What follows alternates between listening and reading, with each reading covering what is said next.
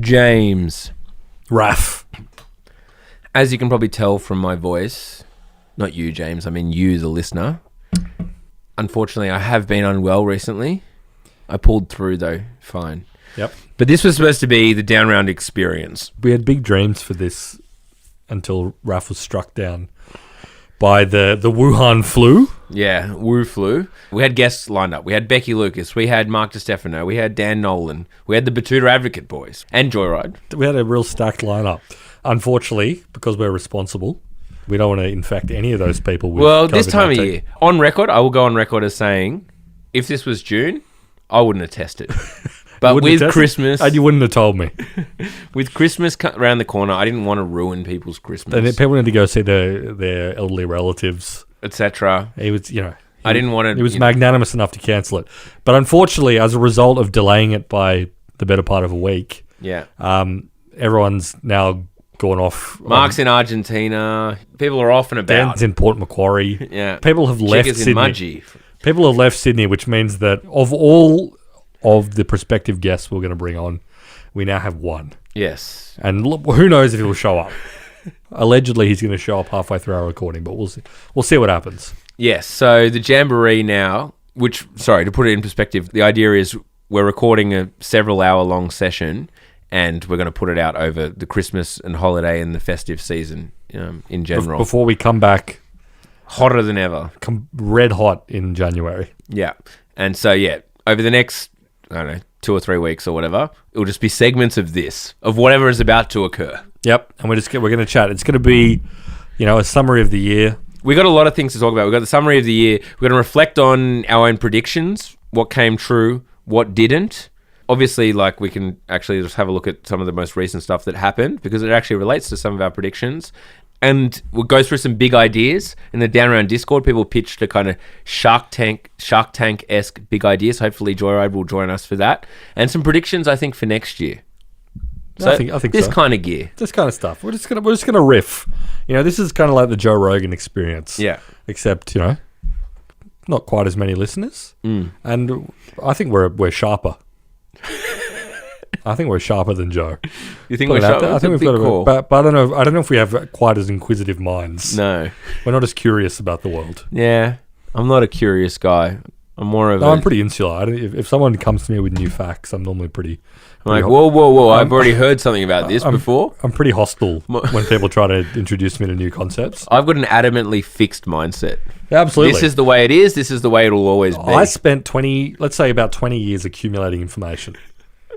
From the day I was born, and I was in the hospital, up until when I was about 20, 21 years old, I was in pure accumulation mode. Yeah. Growth mindset. I learned a lot. Yeah. Then from then, I was fixed. All the facts about the world that I needed to know, I knew. Yeah. And since then, I've just been kind of growing. Growing and developing based on the thesis I established back then. Yeah. So if someone wants to bring... That's knocking me off my track, I've got a plan. Yeah. We don't need any heretics out here.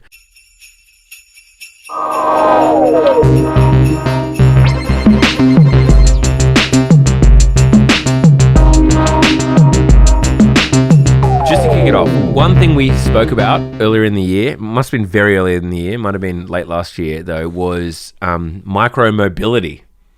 Yeah, we had an episode about that. Yep. I just wanted to flag that Bird Scooter is now declared bankruptcy. Yeah.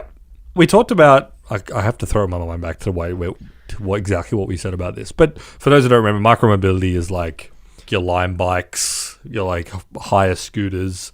Basically, that missing middle, allegedly, between walking around on your own 2 feet and getting an Uber. Yeah. And maybe... missing piece. Last mile, kind of. Kind of last mile, but for getting around. Last mile thinking, but for human beings. Yeah. It's kind of, they're all right, public transport can get you here, but it doesn't go everywhere. Yeah. And what do you do at 3 a.m.? And it's got rigid sort of routes. Then you've got Uber. That's kind of pricey. If you're getting Ubers every day, that'll add up. You can walk around with your own 2 feet, but that's not going to get you absolutely everywhere. Bird and Lime and... What was it? What was the Usain Bolt one? Bolt. Oh, of course, yeah. I apologize. But no, it's confusing because Bolt was also a fast checkout that went under. That's right, yeah. So These were meant to be, you can hire a bike or a scooter or whatever to get you somewhere that's not that far away within reason. And that was kind of the craze for a while. As we talked about in the episode, everyone remembers back when Sydney and Melbourne and other cities around the world, for our international listeners, were cluttered with bikes. They came and they went. There was a period of like 5 or 6 different competing businesses from God knows where in the world. Then they all kind of emptied out slowly into canals and whatnot and just fled. In Sydney, at least, we're left with Lime, which was bought by Uber.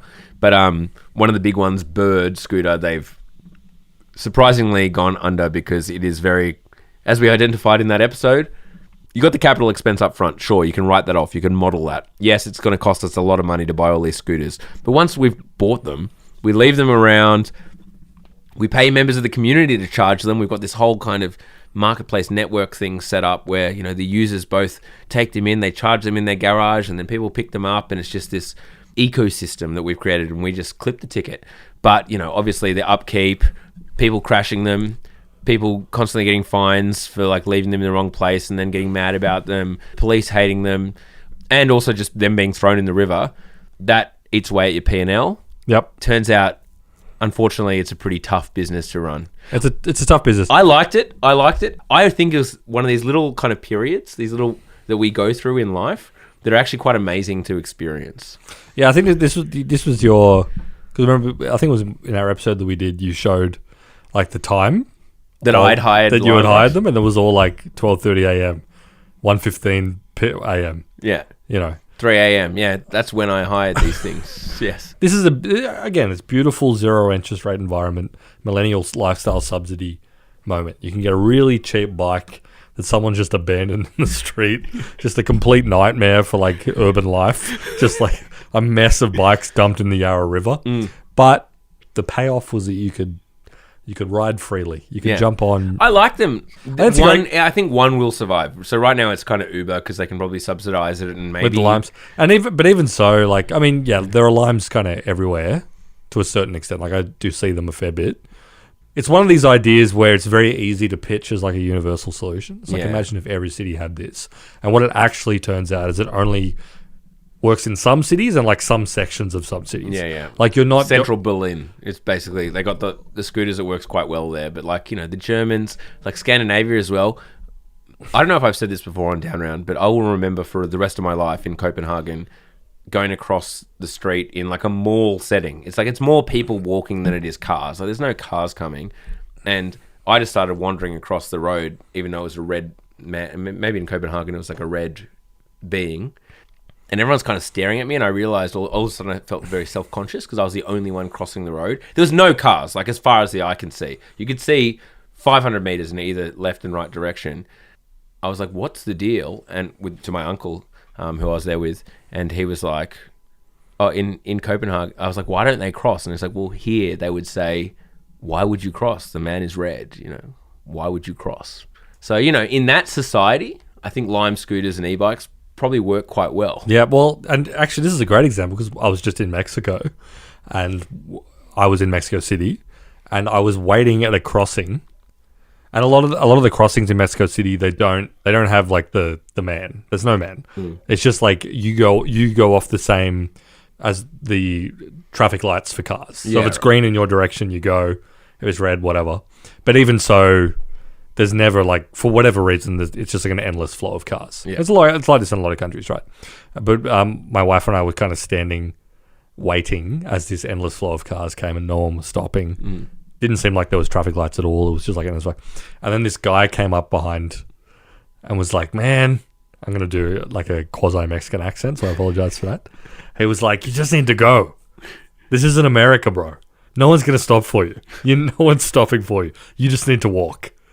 And we're like, okay. And then he like shook his head and said, I hate this fucking country, man. And all I'm saying is that like maybe like a micro-mobility solution isn't going to work so well in Mexico City. Yeah. It's kind of more of a Copenhagen thing. It's a Copenhagen thing. Figma deal did not go through. Figma acquisition by Adobe. You picked this at the time. We did an episode about it. Adobe they wanted to acquire Figma. Figma being the kind of collaborative design, like it's like product design, I guess, but designer platform. Yeah, it's a nice visual design platform that people enjoy using. Yeah. For the most part. Although I will say that, like, before we dig into the conversation about this, I've seen a lot of like more negative commentary about Figma recently. People, like a lot of designers online saying that they're talking about it in the same way they talk about Adobe, which is kind of funny that like it might be being to a certain extent shitified already. Well, they haven't done anything with it, I guess, since the kind of acquisition talk came out. But also, honestly, I've been using it more and more recently, and I don't think I like this everlasting canvas approach to stuff.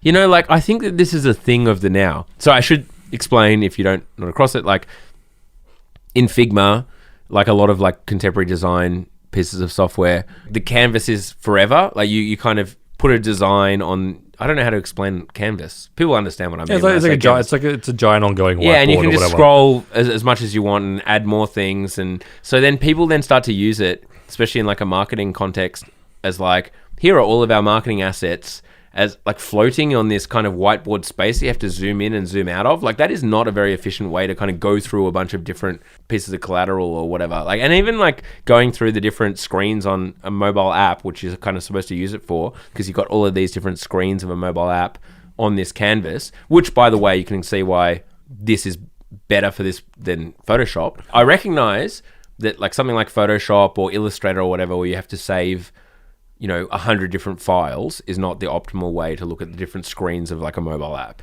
Or even Adobe XD is kind of still a file.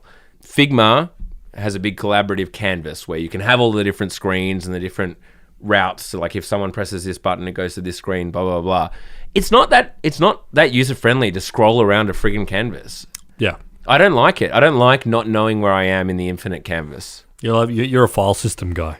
Show me where I am in the hierarchy. I don't know what I am. I'm not either of those things. There needs to be a new thing. You're just the guy that likes having a good time, and sometimes software gets in the way of that. Right. So as we talked about in our episode, it may have even been last year, to be honest. I can't even remember. Figma had picked up a lot of attention among designers who used it a lot more aggressively than Adobe. Adobe had XD, which is like their equivalent to that. But it still wasn't made for like the collaborative world, right? XD was a rip-off of Sketch, which was like an earlier kind of app designing thing. Yeah. So basically, like, and Figma like really lent into this multiplayer idea where it's like a Google Doc. Google Docs really started this whole trend of like a document or a file or whatever where everyone can be using it at once and everybody can work on it and you can see everybody's activity at the same time, and it's like you're all in the same room even if you're not, whatever.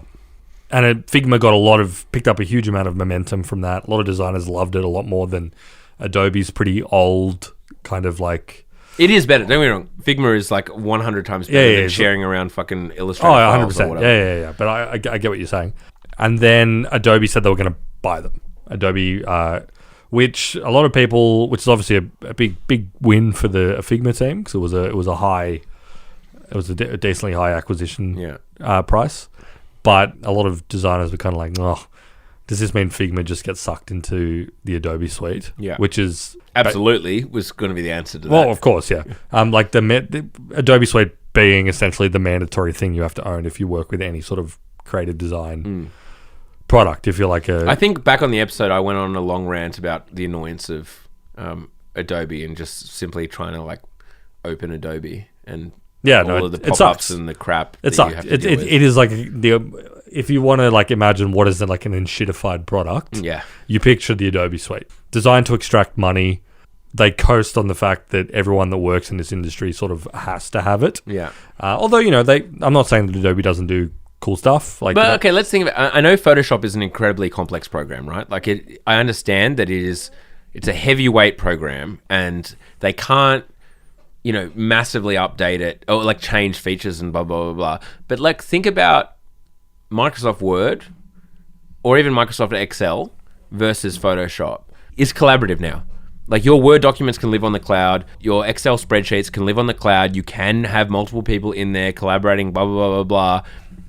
Adobe, they're never going to be able to do that because they're never going to invest that much money, time, and resources into Photoshop to give it a genuine facelift. It's potentially, but it's also like the Adobe, as you said, Photoshop is like a really complex bit of software, and it may be hard to execute that kind of collaborative multiplayer editing. Because like you got to rebuild it. I know you got to rebuild like the whole paradigm for how it works, but also like, is it that useful for what Photoshop is? Is there going to be many circumstances where you're working on design imagery, like a final product, and you want like 5 different people fucking around? I think though, from an enterprise perspective, you're always like you're never working in isolation. I mean, there's people overlooking stuff, and like, I get that side of it. But anyway, obviously Adobe thought about this as well, because they were like, the solution for the way people work is for us to just go ahead and acquire Figma. Yeah, and that has not worked in the end because they got a huge amount of regulatory scrutiny on it. Yeah, which you predicted. And I was like, there doesn't seem to be that much regulatory scrutiny on this. So that's an L for me and a big W for you. You were like, I reckon there's going to be a fair bit of regulatory scrutiny on this. Rightly so. And I said, like, well, I think my context was Activision Blizzard should go through, but this should not go through. But it seems like people aren't talking about this, but they actually were. They certainly were. And I think, this is like a home run antitrust thing, I guess, in the sense that it's like Adobe is unbelievably dominant in the world of like creative arts and design across their whole suite. They've got something for everything, and it has become a standard for a lot of people. Maybe not the total standard in a particular area, but certainly like the number 2, if not number 1. Yeah. This is undeniably better for consumers. Figma is the first time that there is a shitload of people using an alternative design platform. Yeah, and Adobe was going to suck it up. And it's also telling, basically, that people that militantly follow mergers and acquisitions and, like, the tech industry zoomed out were like, this is sick. You know, it's an exit for the Figma guys. They get their payday. And then Adobe gets this crazy cool new product. But basically every designer was like, well, this just signals that Figma's about to get much shitter. Yeah. So from a consumer perspective, you're right. Yeah. And there is just no alternatives really to Adobe at the moment. And Figma were like the biggest competitor. Yes, Figma does not do the entire creative crowd. Like I understand, like Figma is not a replacement for Photoshop. Like it's not a replacement for a lot of what the Adobe suite does. It's not a replacement for Adobe Acrobat, for example. No, or you know, their video editing or their audio editing stuff as well. Yeah, there's a shitload that Adobe does that Figma doesn't. But in the design space, like it's a huge competitor, and it's only going to make both of the products better.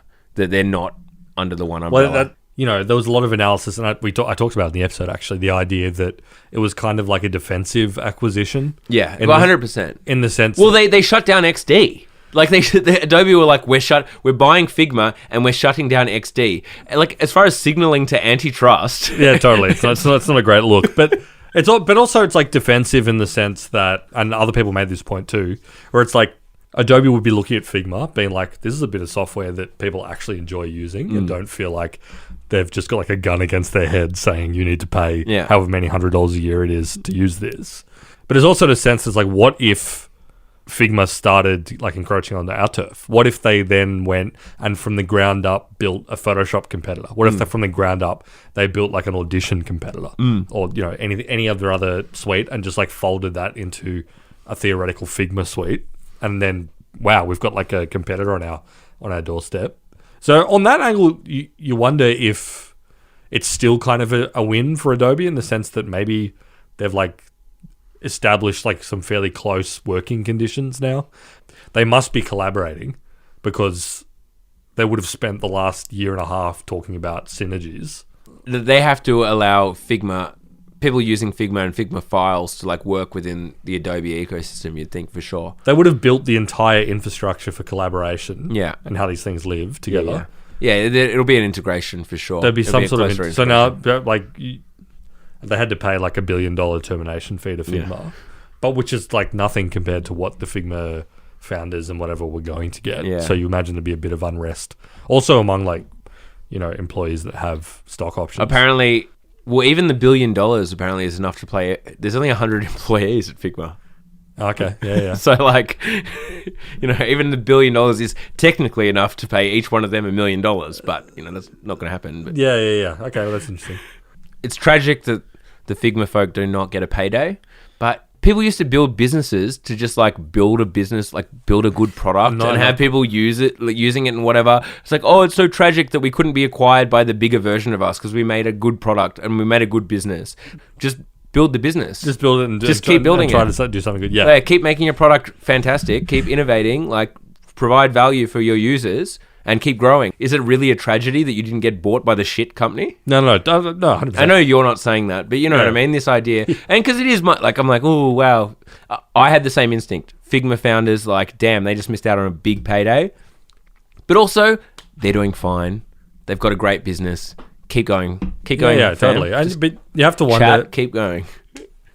The thing I would be curious about is to know, when did it like settle in? Because there was no ruling that said these guys can emerge. It was just like they figured out as a collective that this was not going to happen. Yeah, which is actually kind of annoying. Like, you want regulators to actually provide clear grounds of like, it would be nice if we could say the reason that they could not be acquired is it was seen as uncompetitive in this market, in this space. Like, they define the market as this, and this is why it was non-competitive or whatever. Yeah. So it's annoying to not actually have a proper ruling. Yeah. They were like making the argument in their meetings because it was basically European and UK regulators they're worried about. Which obviously the US folk are being like, bloody Europeans just regulating and not actually innovating.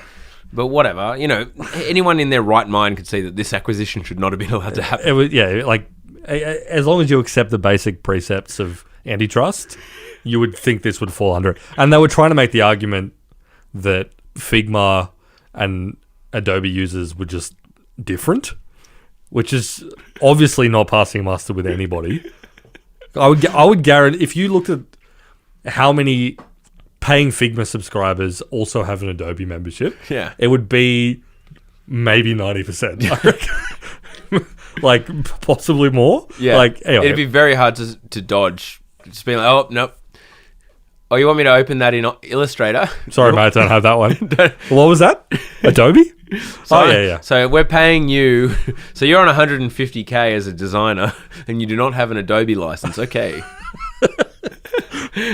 I've never heard of it, mate. Oh, sorry, I'm up to my Figma. I've maxed out. I've got my 3 projects. That's it. Sorry, I'm on the free tier. I just don't pay for it. I can probably do it in a few weeks' time because I've got to delete the project I'm currently working on, but just let me wait until I've got paid for that invoice, and then I'll delete that project, then I can work on yours. Yeah. No, it's... Yeah. So if that's the string they were pulling at... Yeah, totally. Anyway, it was definitely funny. Yeah, but anyway, it'd be interesting to see while this was all going on, and when they realized that this was not going to happen. Presumably it was some point after when they announced the deal. When they announced the deal, presumably they thought it was going to happen. Well, especially when Figma's lawyers got into the deal that you have to pay us $1 billion if the deal falls through. Yeah. But also, what have they been doing over the past year? What is Figma's roadmap? Did they have a roadmap in mind that didn't involve them being deeply integrated with Adobe? If they did, what does it look like? Like, what features are they introducing? Are they going to expand? Are they going to introduce new products? Yeah. It leaves them in like a weird, rough spot where it's like, we need to start. See, if this hadn't have happened, like, as you say, maybe the $1 billion is worth it for Adobe. Because, like, in an imaginary perfect world or whatever, Figma are having all of these conversations with Canva. And, you know, you're somehow having some kind of collaboration between like Figma and Canva. So that would be a more interesting partnership because like you could actually argue, because then you got your marketing team and, you know, blah blah blah, and your design team and blah blah blah all on the same platform there. Yeah, although I feel like Canva has enough energy in it to build their own sort of version of it if they wanted to do it, and enough scale and whatever. But anyway, if you're someone who loves seeing the evil empire brought to its knees or lose, this is okay. This is a good story. This is good antitrust. This is good regulation. It did it right. Anyone with half a brain could see that this was a bad idea. No one wins here, other than Adobe and the Figma founders. Yeah. So anyway, we'll see if they had, because it's very like the idea of slipping back into sort of like old hypergrowth private company startup mode after a year of thinking you're about to like have a senior position at Adobe, and like just working within the auspices of this large big tech company. Well, you start laying the groundwork for going public, right? Yeah, exactly. You have to go back to like, okay, now we need to be like demonstrating hyper growth again. Yeah, and you would wonder what their numbers have looked. Because honestly, before the announcement happened, I heard about Figma a lot. Like it had hype around and had conversation, and obviously that was back during before the crash had kind of happened. You would hear about Figma a lot. Yeah. And now they're going back into a shittier tech market where there's less money flying around, there's less like growth happening. Yeah. And they were highly funded. Like famously, 3 years it took them to release a product. You know, they spent a lot of money before, like... And now they're like, oh shit, we have to go back to a place where we're acquiring an absurd amount of customers and growing at like exponential rate. Yeah. And now we need to be thinking about, I guess, generative AI and like whatever the big thing is. Yeah. Anyway, yeah. I don't envy that, but big up Figma. A dub for me.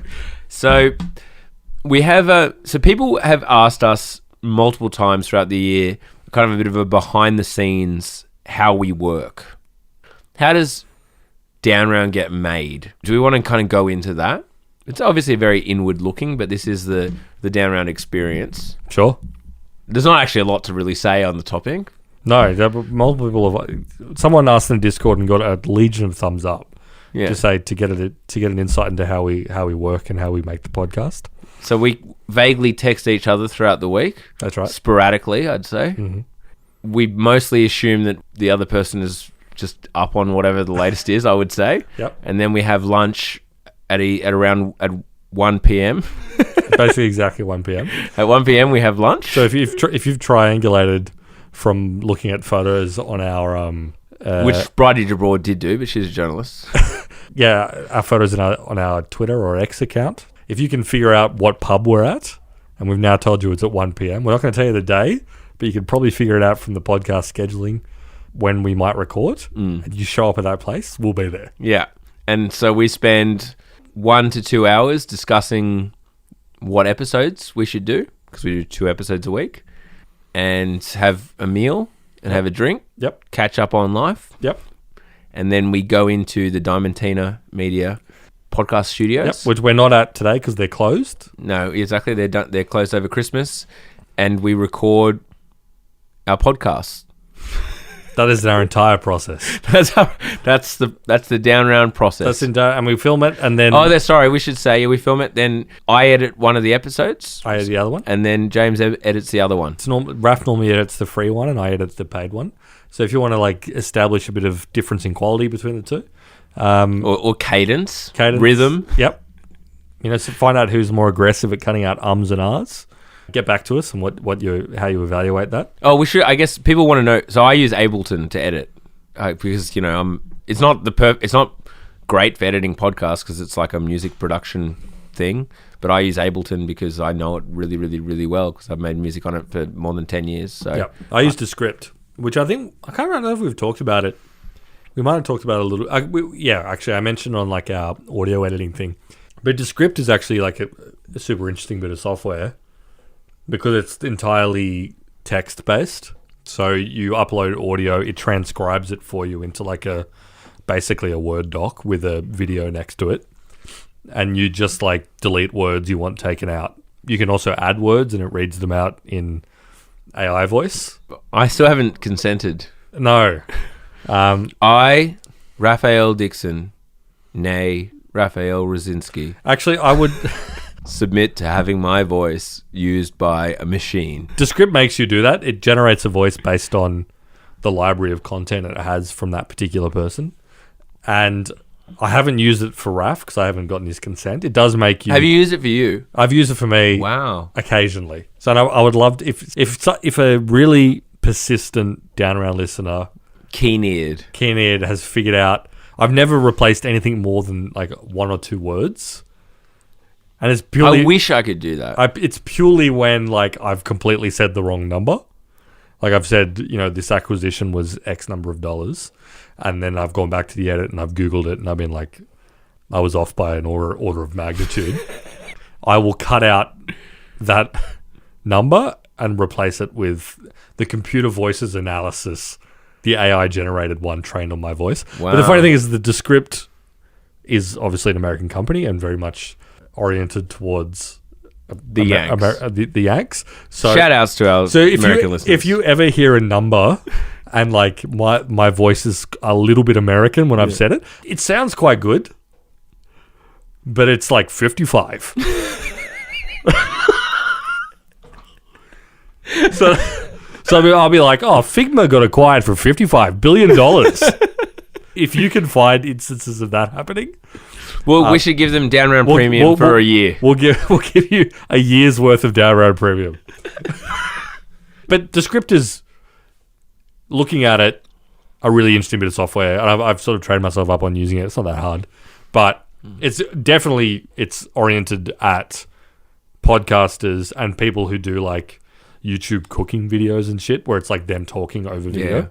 Because you can like edit video as well as audio. You can edit video and audio, and it's literally just a case of like finding text and deleting it. I mean, the fact that they're leaning into the AI, because like Descript, when I saw it for the first time, I was like, oh, I see, it's like a newbie podcast editing software. Yep. Not very helpful. Okay, I see, it's like a newbie video editing thing, not very helpful. Like, surely everyone who starts on that will just graduate to proper video editing or proper audio editing. But with the AI component, that makes it very interesting, because like, yeah, sure, right now for audio, like podcasting is obviously a tiny, tiny market, whatever. But if they can do the same, which I'm sure they're thinking for video, then that's very interesting and highly compelling. I think they've developed something kind of quite cool. They have stock video library and stuff, so you can add in B-roll and things like that. But also they've really learnt into AI, and they pitch it in every update.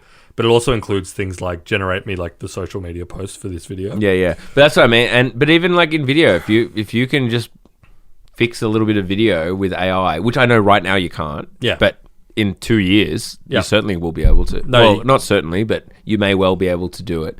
Like, that's something that, you know, Premiere Pro and shit can't do, you know? Yeah. And it's the first time that I've really used like a video or audio editing bit of software and been like, okay, this expands the market for who can use it, because and we talked about this in the video and audio episode, the like learning curve for using traditional video and audio editing platforms is pretty high, right?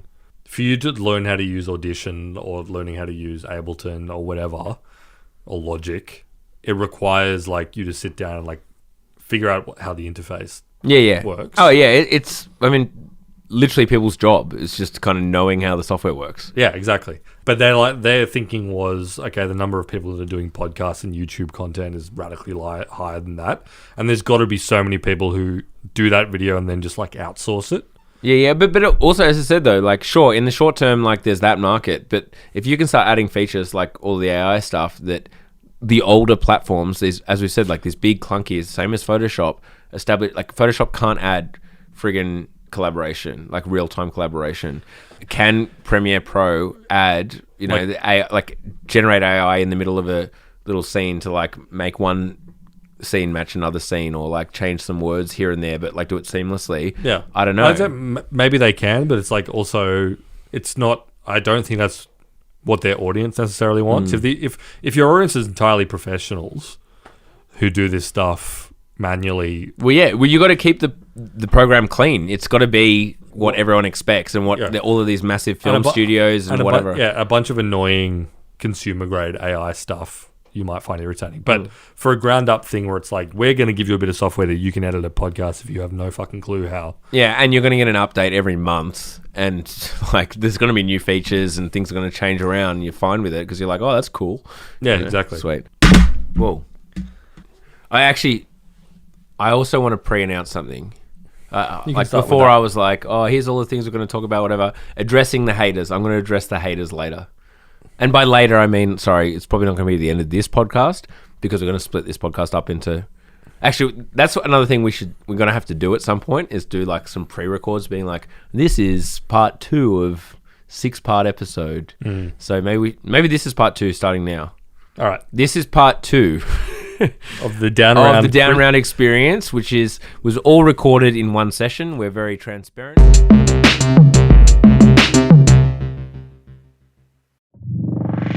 If you're listening to this, have I got an offer for you? Imagine this, but twice a week and without any interruptions. No interruptions, no ads, 2 episodes a week. Yeah. Sounds pretty good to me. There is a world in which this is possible. Yep. If you go to downround.net, $7 a month. $7 a month, that's not a week, that's $7 a month. Extra episode, no ads, hang out with the lads. Yep. That's me and you. You can hang out with our audience perhaps soon, who knows, of which the gender breakdown is different to the gender breakdown at the table here. Sex breakdown. Okay. That went off the rails. So we keep it short and punchy the way it currently is. Let's no longer talk about gender. We can't talk about gender. All right, cool.